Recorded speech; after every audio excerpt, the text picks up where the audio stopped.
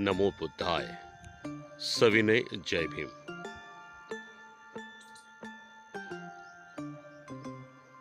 हा बोधिवृक्ष आपल्याला दिसतो आहे.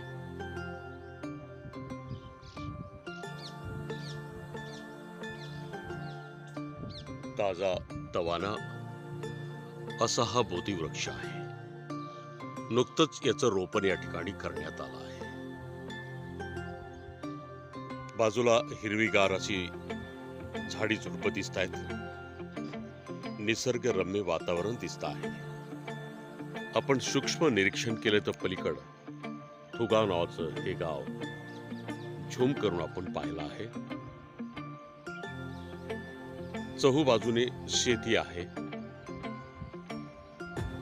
आणि या शेतीमध्ये नुकतंच या ठिकाणी अशा रानटी वातावरणात, जंगलाच्या वातावरणात, शेतीमध्ये या ठिकाणी आदरणीय भदंत धम्मसार या ठिकाणी कुटी करून राहत आहेत.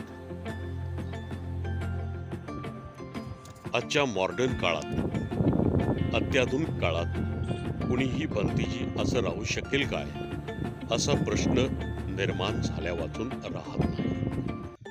अशा रानटी वातावरणात आदरणीय भदंत धम्मसार या ठिकाणी अशा प्रकारची कुटी करून या ठिकाणी वास्तव्य करत आहेत. या ठिकाणी श्रद्धावान उपासक समोर दिसत आहेत.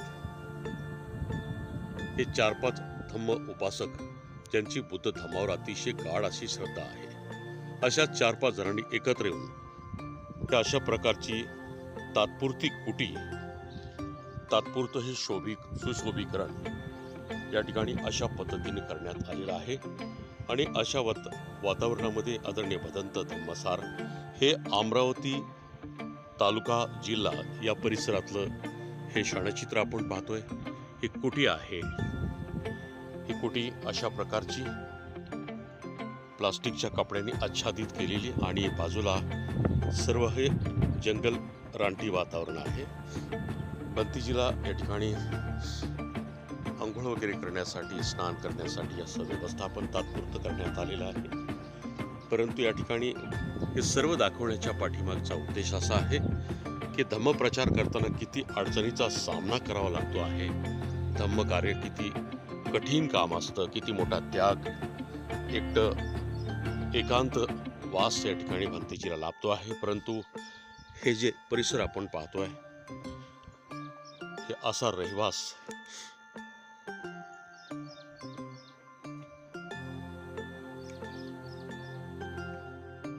कुटीची आतील बाजू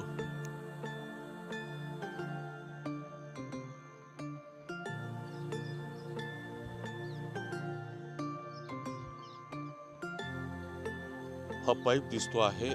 अंदाजे 100-125 फूट लांबीवरून हे पाणी असं आणलेलं आहे. मोठे श्रद्धावान उपासक या अशा ग्रामीण भागात राहत आहेत. जमेची बाजू आहे. अशा प्रकारे आदरणीय भदंत धम्मसार या ठिकाणी वास्तव्यास आलेले आहेत.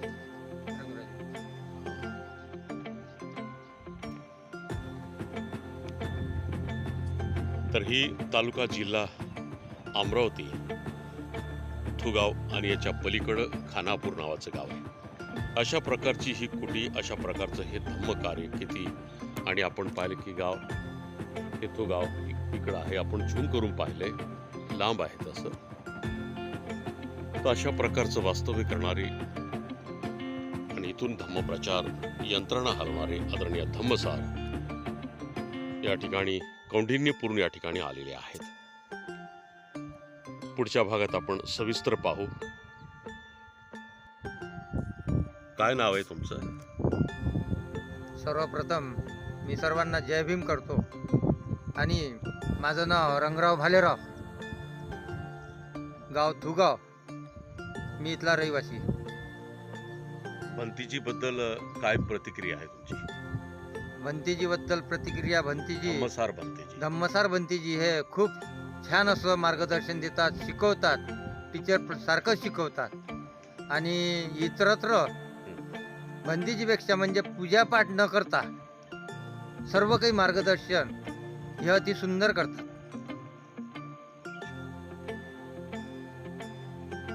ही जी बाजूची जमीन आहे ही कोणाची जमीन आहे? ही जमीन माझी आहे, स्वतःच्या मालकीची आहे. भंतीजीला कुटीसाठी दान केलेली आहे. ही कुटीसाठी 7x12ची जागा सध्या दान केलेली आहे. अच्छा, ही तात्पुरती कुटी तुम्ही वर्गणीतून निर्माण केली आहे. हा, आम्ही 6 जणांनी प्रयत्न केले आणि त्या वर्गणीतून, लोकवर्गणीतून निर्माण झालेली आहे. म्हणजे भंतीजीचं आपल्या खेड्या अशा परिसराला, खेडेगावाला किंवा इथल्या उपासक उपासिकामध्ये धम्मचेतना निर्माण व्हावी, बुद्ध बाबाचा विचार कळावेत, असे हेतून हे सगळं चाललेलं आहे. हा, याच हेतूने हे सर्व मिशन चाललेलं आहे. भंतीजीचे किती प्रवचन ऐकले आतापर्यंत? कसा परिचय झाला तुमचा? भंतीचा परिचय मी एका लग्नातून, भंतेजीकडे, इथे भंतेजी आहेत, कौंडण्यपूरला भंतेजी आहेत, तर इथं जाऊन पाहिलं तर भंतेजीचं टेक्निकल, शिकवण्याचं टेक्निकल हे वेगळं, इतरत्र भंतेजीपेक्षा वेगळं. हे प्रवचन खूप सुंदर असं आवडलं. अच्छा अच्छा.